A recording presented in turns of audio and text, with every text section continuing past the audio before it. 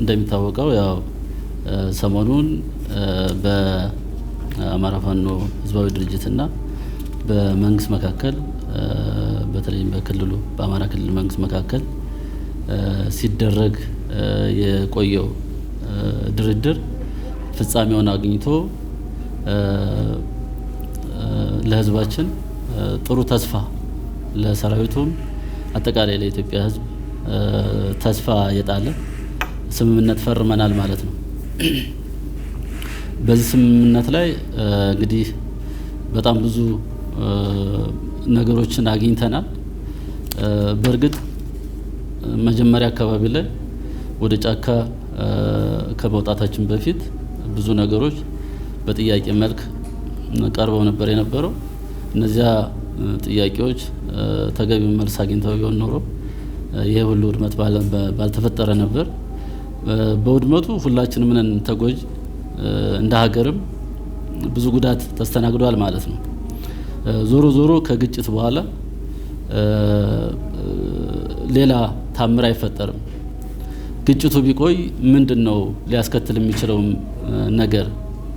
ከዚህ በላይ አንደኛ ሀገራችን ወደ ኋላ መመለስ ነው። በሁለተኛ ደረጃ የአማራ ክልል መንግስትን የአማራ ክልልን ህዝብና አጠቃላይ ክልሉን የማውደም እና በኢኮኖሚ በኢንፍራስትራክቸር ወደ ኋላ መመለስ ነው የሚሆነው። ስለዚህ ከትርፉ ጉዳቱ ያመዝናል። በሶስተኛ ደረጃ ትግሉ የታሰበውን የህዝብ አጀንዳ ከማስመለስ አልፎ በጠላት ኢትዮጵያ እንደ ሀገር እንዳትቀጥል ከሚፈልጉ የውስጥና የውጭ ጠላት እጅ በመውደቁ ይህንን ደግሞ እኛ የህዝብን ጥያቄ እናስመልሳለን ብለን ዞረን ደግሞ ህዝብን የምንወጋ ህዝብን የምናሳዝንና ሀገር የምንጎዳ ከውጭ ባንዳ ጋም ተሰልፈን ታሪክም የምናበላሽ አለመሆናችንን ለህዝባችን አሳይተናል ማለት ነው። እንግዲህ በዚህ ስምምነት ብዙ ጥያቄዎችን አንስተን በብዙዎቹ ዘንድ ተግባብተንባቸዋል። በዚህም ለምሳሌ በህዝባችን ዘንድ ሲነሳ የነበረው በተለያየ ቦታ ላይ የበቂ ጥበቃ አለመደረግና ህዝባችን መፈናቀል፣ መሳደድ፣ በማንነቱ መገደል ነበር የነበረው። ይህንን እንግዲህ መንግስት የመጀመሪያ ስራው የዜጎችን ደህንነት ማስጠበቅ እስከመሆኑ ድረስ ይህንን ጉዳይ ትኩረት ሰጥቶ እንደሚሰራ ለዚህም ደግሞ እኛም እንደምናግዘው ተግባብተናል። በዚህ ምክንያት ተፈናቅለው በተለያዩ መጠለያዎች የሚኖሩ ዜጎቻችን ወደ የአካባቢያቸው እንዲመለሱ ተስማምተናል ማለት ነው። ሌላው የእኩል የመልማት እና የዚህ የኢኮኖሚ ተጠቃሚነት በተመለከተ ይሄም የአማራ ህዝብ ከዚህ በፊት ባሉ ስርዓቶች በተለየ መንገድ የተጠቀመ በማስመሰል በፎልስ ናሬሽን በተሳሳተ ትርክት እና ስም ማጥፋት ወደ ኋላ ሲደረግ ቆይቷል ማለት ነው። ከኢኮኖሚ እንዲርቅ ተደርጓል። ይህንን በተመለከተ ያው የጋራ ስራና በአንድ ቀን ጀንበር የሚቀየር ስላልሆነ በሂደት ግን ከማንኛውም ኢትዮጵያ ውስጥ ካሉ ብሔር ብሔረሰቦች እኩል የመልማት እኩል የመጠቀም መብቱ እንዲከበር በጋራ እንደምንሰራ ተግባብተናል ማለት ነው። ሌላው በዚህ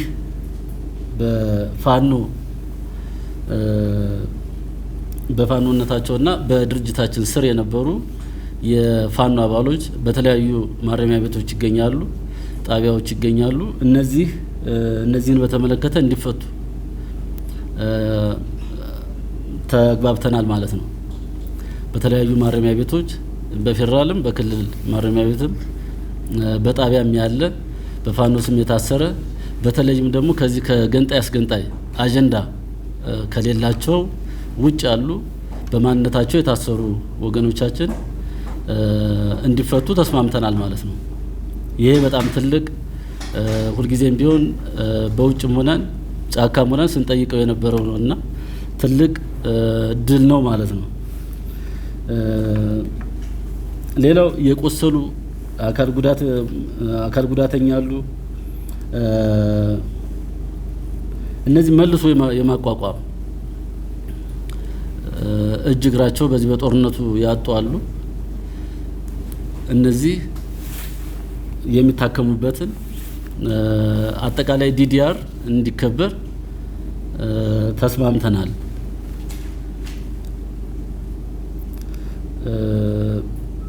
ሌላው በፖለቲካውም የፓወር ሼሪንግ በየደረጃው በፋኖ ውስጥ ያሉ የተለያየ የመንግስት ስራ ላይ የነበሩ አቅም ያላቸው እውቀት ያላቸው ችሎታ ያላቸው እና ፍላጎት ያላቸው እነዚህ ወደ ስራቸው እንዲመለሱ አቅምና ችሎታቸውንም ታሳቢ አድርጎ በመንግስት መዋቅር ውስጥ ገብተው እንዲያገለግሉ እንዲመደቡ በዚህም ተስማምተናል። በጸጥታው ውስጥም በተለይ ሙሉ የወታደር ቁመና ያላቸውን መልሶ በማሰልጠን ከጸጥታው ጋር በማቀላቀል የጸጥታው አጋር እንዲሆኑ የማድረግ ስራ ይሰራል። ወደ ህብረተሰቡም ደግሞ የሚቀላቀሉትን ጤነኛ ሆነው የተሻለ ትምህርት አግኝተው የሚቀላቀሉበትን መንገድም አጠቃላይ ዲዲአር እንዲከበር እንግዲህ ሁላችንም የምንረባረብበት ሆኖ እና ክትትል የሚያስፈልገው ሆኖ በዚህ መንገድ እንዲሆንም ተስማምተናል ማለት ነው። ሌላው የመንግስት ሰራተኛ በተለይ በፋኖ ውስጥ በጣም ብዙ የሚባል ከዩኒቨርሲቲ አስተማሪነት እስከ ጁኒየር አስተማሪዎች ድረስ ያሉበት በመሆኑ እነዚህ አስተማሪዎችና ሌሎች የመንግስት ሰራተኞች ፖሊሶችም ጭምር ወደ መደበኛ ስራቸው እንዲመለሱና ያለምንም ቅድመ ሁኔታ እንዲመለሱ የቀረባቸው ጥቅማ ጥቅምም እንዲከበርላቸው በዚህ ላይ በሙሉ ተግባብተናል። ሌላው ለየት የሚያደርገው ከዚህ ከዩኒቨርሲቲ ያቋረጡ ወንድም እህቶቻችን አሉ፣ አቋርጠው በፋኖነት የተቀላቀሉ ማለት ነው። ይህንን እንግዲህ ከትምህርት ሚኒስቴር ጋር በመነጋገር የፌዴራል መንግስት ስልጣኑ ነው ወደ ትምህርት ገበታቸው የሚመለሱበት መንገድም እንደሚመቻች ቃል ተገብቷል። በአጠቃላይ በነበረው ሂደት እንግዲህ ክልሉም ሆነ ሀገራችን ከግጭት አዙሪት እንድትወጣ አፍሪካም በተለያየ መንገድ የሚገልጻት የዚህ ግጭት ጦርነት ሳይሆን ልማት እና ሌሎች እድገቶችን ስለሆነ በዚያ መንገድ ተባብረን መስራት እንዳለብን፣ ግጭት መቆም እንዳለበት፣ ግጭቶችን ደግሞ በሰለጠነ መንገድ በውይይት መፍታት እንዳለብን በጋራ ከዓለም አቀፍ ተቋማት ጋርም ጭምር ተነጋግረን የተግባባንበት በመሆኑ ከግጭት ማንም እንደማያተርፍም በመገንዘብ ጥያቄዎችም ደግሞ በአግባቡ ተጠይቀው ግን ደግሞ ወቅታዊ ምላሽም መሰጠት እንዳለበት ይሄ ግጭት ሁላችንንም አስተምሮ ያለፈ ነው ማለት ነው። መንግስትም በራሱ የሚወስደው ይኖራል፣ እኛም የምንወስደው አለ፣ ህብረተሰቡ የሚወስደው አለ። በአጠቃላይ ተጎጂ ህዝብና ሀገር ነው። ስለዚህ ህዝብና ሀገር የሚጠቀምበትን መንገድ በጋራ ቀይሰን መስራት እንዳለብን፣ መንቀሳቀስ እንዳለብን ተግባብተናል።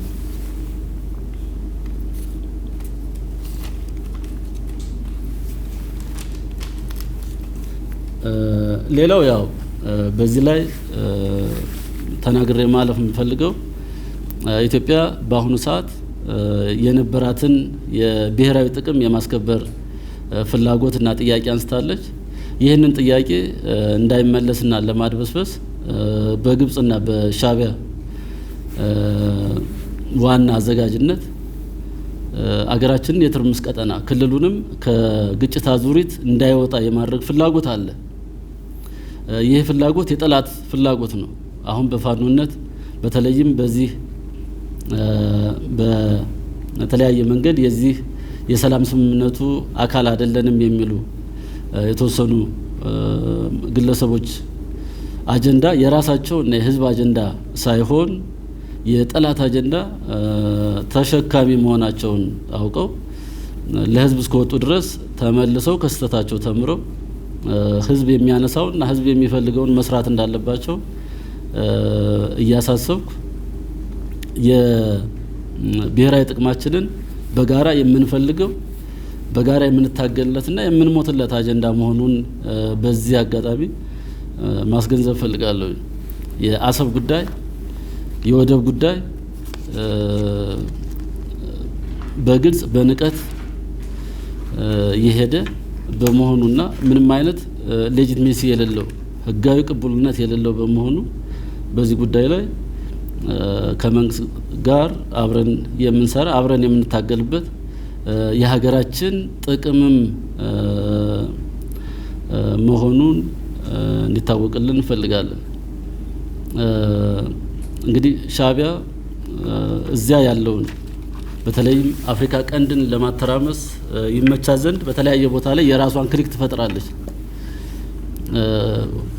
ሻዕቢያ በአምሳሏ ወያኔን ፈጥራለች፣ ህወሓትን ፈጥራለች። ህወሓት ደግሞ እሷን የሚመስል አማራ ክልልም ኦሮሚያ ክልልም ሌሎች አካባቢዎችም ክሊኮችን ለመፍጠር ትፈልጋለች። ስለዚህ ይሄ ደግሞ የኢትዮጵያን ህዝብ የማይጠቅም ነው፣ ጎጂ ነው። ስለዚህ በእሷ አጀንዳ መጠመድም ትክክልም አይደለም። የህዝብ ጥያቄ አለ፣ የሚታወቅ ነው ያ ጥያቄ። ይህን ጥያቄ ማስመለስ፣ መደራደር፣ መነጋገር እንደ ሽንፈት የሚመስላቸው አንዳንድ ደግሞ ያወቁ መስለው የማያውቁ ሰዎች ይኖራሉ። ዞሮ ዞሮ የህዝብ ጥቅም በሚከበርበት ሁኔታ ላይ ልዩነት ይኖራል ብዬ ስለማላስብ የግል ፍላጎት፣ የግል ኢጎ እና የግል ጥቅምን ወደ ጎን በመተው የሀገርን ጥቅም ማስከበር ያስፈልጋል። በሀገር ውስጥ የተፈጠረው የህወሓት እብሪትም በተመሳሳይ የሻዕቢያን ፍላጎት ለማስደሰት ካልሆነ በስተቀር ህወሓት ከዚህም ቢሆን ትጠቀማለች ብዬ አላስብም። ትግራይ የኢትዮጵያ አካል ናት። ስለዚህ የኢትዮጵያን ጥቅም በሚጻረር መልኩ መቆም የትግራይ ህዝብ ፍላጎት፣ ጥቅም፣ አላማ አይደለም። ድብቅ አጀንዳ ያላቸው የተወሰኑ የጦር መኮንኖች የነበሩ እና የተለያዩ ሀገራት ወኪሎች ይኖራሉ። ኢትዮጵያ እንድታድግ ኢትዮጵያ የማይፈልጉ እንድትለማ የማይፈልጉ ያንን አጀንዳ ይዘው ትግራይ ክልልን እያተራመሱ ይገኛሉ። ይሄም ትክክል እንዳልሆነና ቆም ብሎ በተጀመረው ከዚህ በፊት በእኛ መንገድ ድርድር አድርገዋል። በዚያ መንገድ መጠናቀቅና ኢትዮጵያ ወደ ጀመረችው የልማት መንገድ መቀጠል ይኖርባታል ማለት ነው። በሌላ መንገድ እዚያ አካባቢ ላይ ያለውን ፍላጎት የሻዕቢያን ፍላጎት ከትግራይ አልፎ አማራ ክልል ላይ ለማድረግ ኦሮሚያ ክልል ላይ በሃይማኖት እና በብሔር ለማጋጨት የሚካሄድበት ርቀትም የሚታወቅ እና የአጀንዳው ባለቤትም የሚታወቅ ይሄ ደግሞ አክሳሪ መሆኑ ታውቆ የዚህ አጀንዳ ተካፋዮች እንዳንሆን መጠንቀቅ ያስፈልጋል። ወጣቶችም ለምን ብሎ የመጠየቅ ባህሉን መልመድ አለባቸው ማለት ነው። በመጨረሻ ህዝባችን ሰላም ይፈልጋል። የተለያዩ ጥያቄዎችም ቢኖሩ ጥያቄዎች በአግባቡ እንዲመለሱ ግፊት ማድረግ ያስፈልጋል። ዘላቂ ሰላም እንዲሰፍን ደግሞ በጋራ መስራትን ይፈልጋል። አሁን የተፈራረምነውን የዘላቂ ሰላም ስምምነት በእኛ በኩል ወይም በመንግስት በኩል ብቻ የሚተገበር የሚከናወን እና ግቡን የሚመታ አይደለም። የህብረተሰቡ ሚና ከፍ ያለ መሆን መቻል አለበት። የሚዲያዎች ሚና፣ የወጣቶች ሚና፣ የምሁራን፣ የሽማግሌ፣ የሃይማኖት አባቶች ሚና ከፍ ያለ ነው። ስለዚህ እንደ ማህበረሰብ ከተንቀሳቀስ በጋራ ከተንቀሳቀስ አማራ ክልል ላይ ያለውን ሰላም በአጭር ጊዜ እናስተካክለዋለን የሚል ግምት አለኝ። አመሰግናለሁ።